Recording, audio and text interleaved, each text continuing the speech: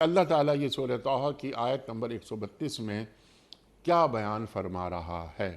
پڑھی گئی آیہ کریمہ میں پہلی بات جو ہمیں سمجھ آتی ہے وہ یہ کہ ہمارا دین اور اس کی تعلیمات انڈیویجول مسئلہ نہیں ہے، انفرادی مسئلہ نہیں ہے، بلکہ پوری اجتماعیت کو دین پہنچانا ہماری اجتماعی ذمہ داری ہے۔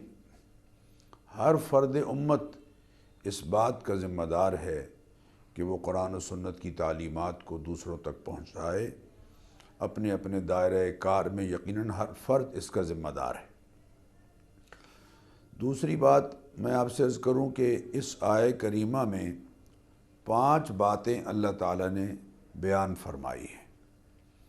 پہلی بات جو وَأْمُرْ أَهْلَكَ بِالصَّلَاةِ کہ اپنے اہل خانہ کو فرائض کی ادائیگی کی تلقین کیجیے، اور حقوق اللہ میں سب سے پہلا فرض نماز ہے۔ سبحان اللہ۔ پہلا بڑا فرض نماز ہے۔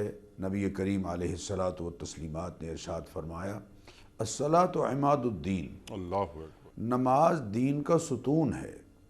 من اقامہا فقد اقام الدین، جس نے اس ستون کو قائم رکھا پوری دین کی عمارت اس نے قائم رکھی، اور جس نے اسے گرا دیا اس نے گویا پوری دین کی عمارت کو گرا دیا۔ اللہ اکبر۔